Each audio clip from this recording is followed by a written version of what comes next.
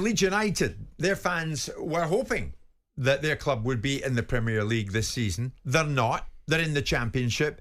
And last night, they were booed off the field after losing 3-0 at home to Middlesbrough. This was it in full time.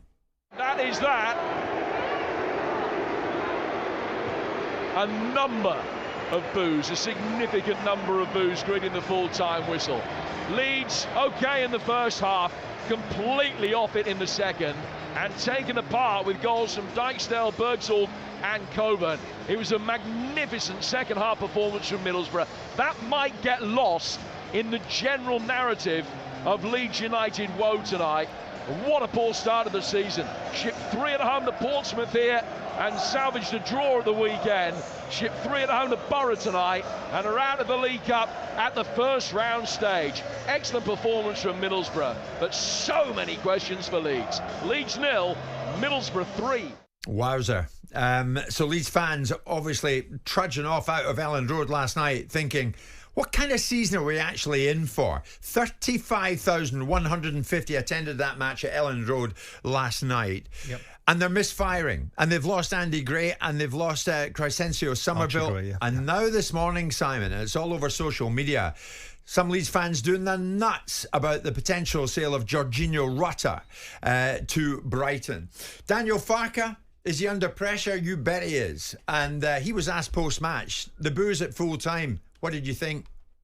No, so because when we took this round to say thank you and also a bit to apologize that we lost the game, there were so many clapping hands, and it's quite normal. Yeah, once we lose a game, we also want to boo ourselves in the dressing room.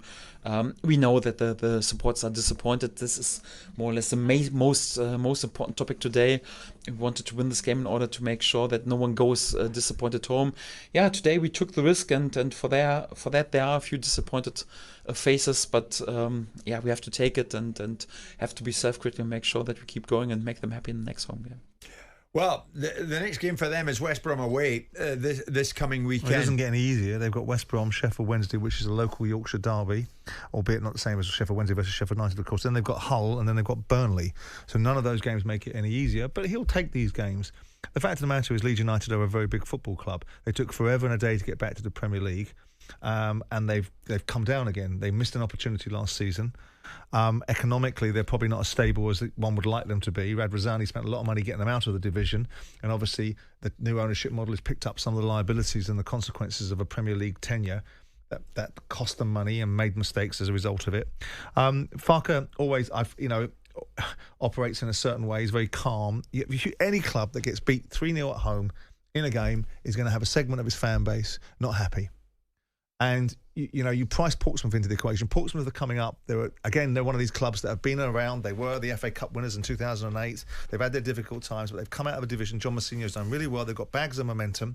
They're on the move again, Portsmouth. So that first game of the season is never going to be easy for Leeds. So I think the story will unfold. No game's going to be easy, Simon. Well, no, but at least should obviously expect that, that, and do something about that. Yeah, absolutely. And they've got caught in 2 games, and that's it. So they've missed an opportunity to get back to the Premier League last season, and that was a big. That's a big part of this. Many clubs have done that. Many clubs have gotten relegated, and not bounced straight back up again, and gone into playoffs, not been successful.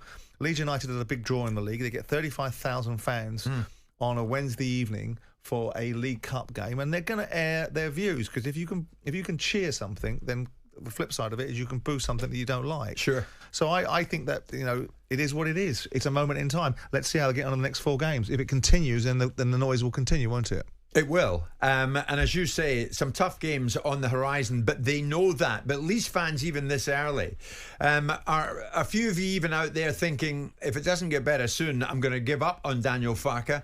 Have a few of you already given up on Daniel Farke? I know it's early, but the early signs are not good. It's as simple as that. You might want to give us a call on that. 03717 22 33 44 810 89. Like me, Simon, I know you have huge affection for Leeds United. And I grew up watching them with people like McQueen, of course, and Bremner, and Lorimer, and Eddie Gray. I want them to get back to the big time. I have huge admiration for the scale of the club. I'm not entirely sure I have huge affection for them, because I don't think Leeds were the greatest side in terms of some of the etiquette. I do agree with some of the things that Brian Clough said, although I wouldn't have gone in there and said it if I was trying to manage that side in the way that Brian did. But there's no doubt that side had some of the players that came out of that side and some of the skill that team had in the mid to early 70s was a significant side. Then you saw the reincarnation of it in the obviously winning. The last English manager to win a top division was at Leeds United with Harold Wilkinson. And you saw the exploits of Leeds that took themselves into Champions League semi-finals and were producing players that an exciting side that contained Viduka and Kuehl and at one point Eric Cantona, and the late and sadly missed Gary Speed and go on, Gary McAllister, and Gordon Strachan that side. And of course, you look at the scale, you get 35,000 fans in a League Cup game. Whenever I took Palace to play Leeds, when Batesy was in charge of Leeds, you just got the scale and feel of this football club in an intimidating stadium with very, very focused fans. So you're going to get this. You're going to get results like this that come, and then, of course, the reaction is going to be disappointment.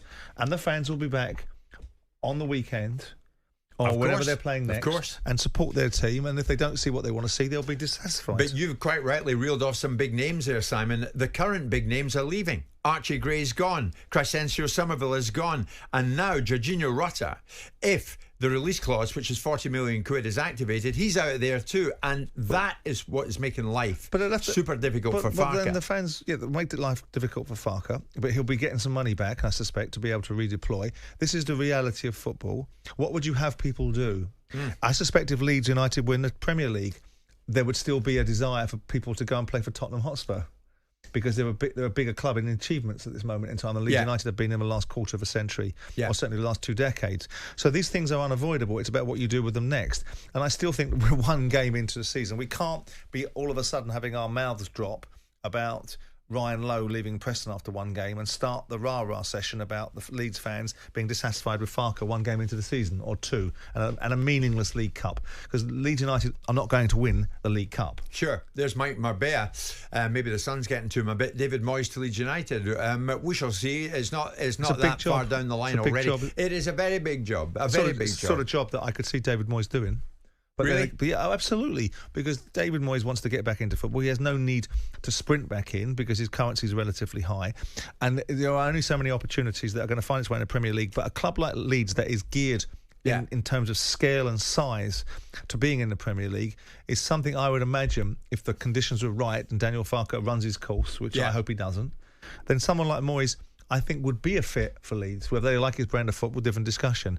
But for David, you've then got this huge football club that potentially would meet the expectations of the sort of scale of football club that he can see himself managing. I think that would be a reasonable shout. Okay, there's Cameron saying, guys, you surely got to have a conversation about how good Borough were last night. Well, sure, Middlesbrough were very good last night by all accounts, Cameron. I was not there, but sure, Middlesbrough did well and won it well by 3-0. But the focus undoubtedly, even this early, is on Leeds United. What now for Leeds United if, off the back of Gray and Somerville going, Rutter goes as well? Thereafter, what for Daniel Farke? What for Farke now? You still with him? Jim White and Simon Jordan. Monday to Friday mornings from 10 on AM, on DAB, via the talkSPORT app and on your smart speaker. talkSPORT.